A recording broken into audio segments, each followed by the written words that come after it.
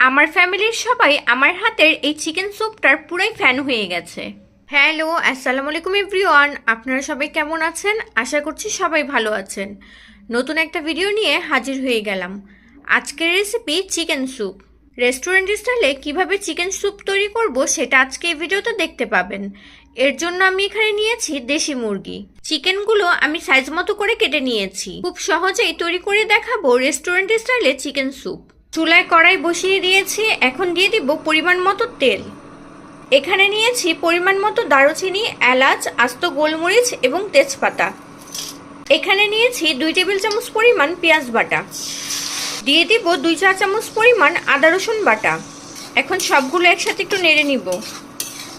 চুলার তাপটা মিডিয়াম আঁচে রেখে এই মশলাটা খুব ভালোভাবে কষিয়ে নিতে হবে। দেখুন তেলটা যখন উপর উঠে আসবে তখনই বুঝতে হবে যে মশলাটা খুব ভালোভাবে কষানো হয়ে গেছে। এখন ধুয়ে রাখা চিকেনগুলো দিয়ে দিব। এর মধ্যে দিয়ে দিব 1/2 চা চামচ পরিমাণ ধনিয়া গুঁড়ো, 1/2 চা চামচ পরিমাণ জিরা গুঁড়ো। এখন সবগুলো একসাথে ভালো করে নেড়ে নিব। এখন দিয়ে দিব 1/2 কাপ পরিমাণ টক দই। আর টক দইটা কিন্তু অবশ্যই ভালো করে ফেটে দিতে হবে। দিয়ে দিব কিছু কাঁচামরিচ। আর কাঁচামরিচগুলো আমি মাঝখান দিয়ে চিড়ে দিয়েছি, এতে করে কাঁচামরিচের ঝালটা বের হয়ে আসবে।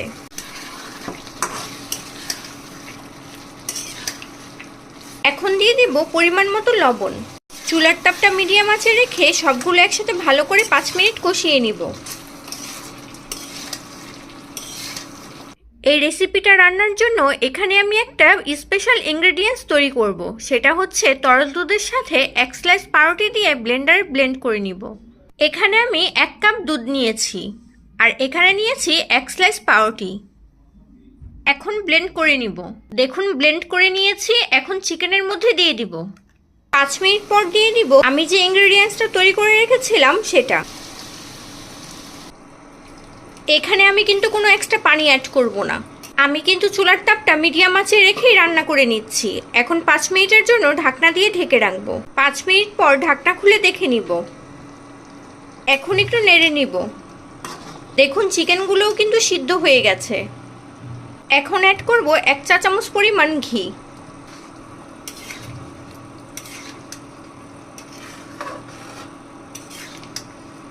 আর ঘিটা কিন্তু অবশ্যই দিতে হবে, এটা স্কিপ করা যাবে না। সবশেষে দিয়ে দিব 1/2 চা চামচ পরিমাণ চিনি।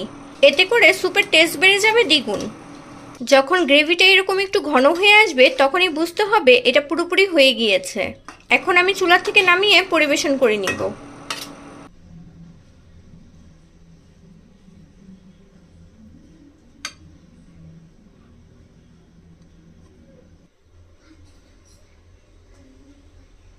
নামিয়ে পরিবেশন করে নিয়েছি। উপরে কিছু ধনেপাতা দিয়ে দিব।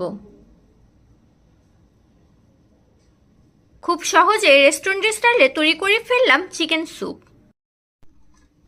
এই স্যুপটা কিন্তু লুচি, পরোটা বা নানের সাথেও কিন্তু খেতে পারবেন।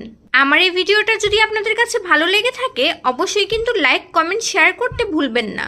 আমার চ্যানেলে যদি নতুন হয়ে থাকেন আমার চ্যানেলটি কিন্তু অবশ্যই সাবস্ক্রাইব করে দিবেন।